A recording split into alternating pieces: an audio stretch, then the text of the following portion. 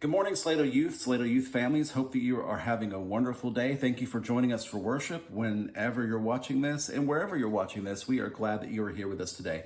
So in junior high, I had the fortune of meeting a great man named James Baugh. He was our coach for football, basketball, track, pretty much everything that I was in. Here's a picture of he and I on the football team. So those of you that didn't believe I had blonde hair, we had this discussion at youth last week. Yes, I did have blonde hair, and I am correct, so I win. Anyway, Coach Ball was a hilarious guy. I mean, hilarious. I don't know how many times he would have the room just crying tears of laughter, whether it was at weights or practice or things that we were doing. But sometimes during a game, if you made a mistake that Coach Ball had already talked to you about in practice or earlier in the game, you would see a whole nother side of this man, because he could yell the paint off the wall. And you did not want to get pulled off the court or the field and have this guy in your face, because it was not good. There are some of the chew outs, or donkey barbecues, as one of the other coaches called them, that I received from Coach Ball that still haunt me to this day. And I'm only halfway joking about that. He was a tough guy. He expected a lot out of us. Sometimes it was paralyzing to be on his team, to be honest. You were so afraid of making a mistake that he was going to pull you off the court and get in your face, and pretty soon your face was going to be melted off, because he would melt it off by yelling at you. It just wasn't pretty. And in today's story, in Matthew 25, 14 through 30, we see three servants who are given talents by their master, and a talent was a measurement of gold.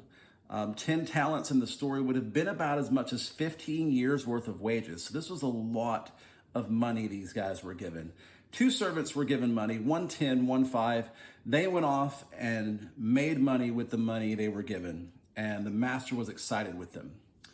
The third servant was kind of like me and Coach Ball. He took his talent, his one talent, buried it in the ground, because he knew that the master was a difficult guy and that the master expected a lot from his servants. And so he didn't want to lose this talent. So he wanted to make sure that the master got his money back. And the master said that he's the one that's wicked and did wrong, which doesn't really seem all that fair. The way this passage is normally interpreted is the master is God. We are the servants. God gives us talents, and we take those talents into the world and we double them or we hide them in the ground, and that we should use our talents for God. And if we don't, we are the wicked servant that God's going to be very unhappy with. And I think that's a good starting point for interpretation, but I want to take this a little deeper still and look at, what do the three servants think about the master? Because the third wicked servant says, I hid the talent in the ground because I know you to be a hard man, a difficult man, a man who is hard to deal with. How do we often think about God? Is God the judge who's up in the sky waiting for us to mess up so that he can come down and send us straight to hell for all the bad things that we did, or punish us in our lives somehow? Do we see God as kind of evil and wanting the worst for us, always wanting to see us screw up so he can punish us? Or do we see God as the first two servants did, as someone who they went out and joyfully served and tried to make more of what they were given? And deeper still, a way to look at this is to think that the two servants who went out and doubled their money had to go out and work for that. It took time, it took effort. The servant who just took the talent and hid it in the ground, that took no effort at all. He could go about and do all the things that he had always done and live life as he always had done.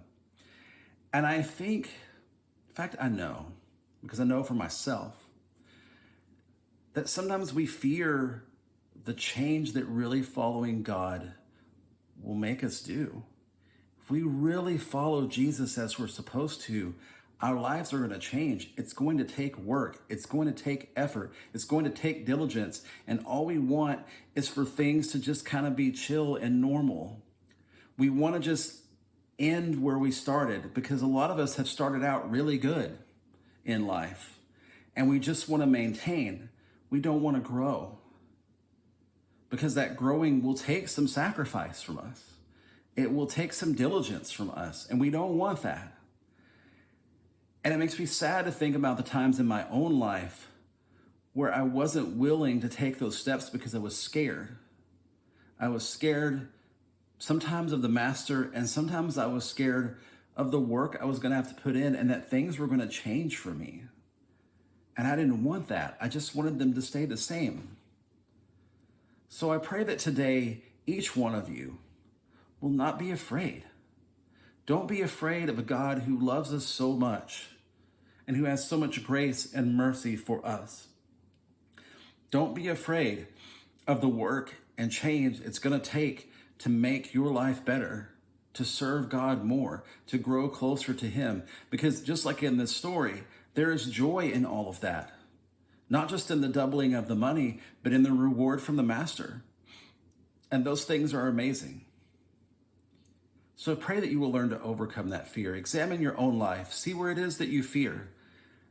And pray for strength from God to help you get through that. Thank you for joining me today. Hope you have a wonderful weekend. We will see you soon.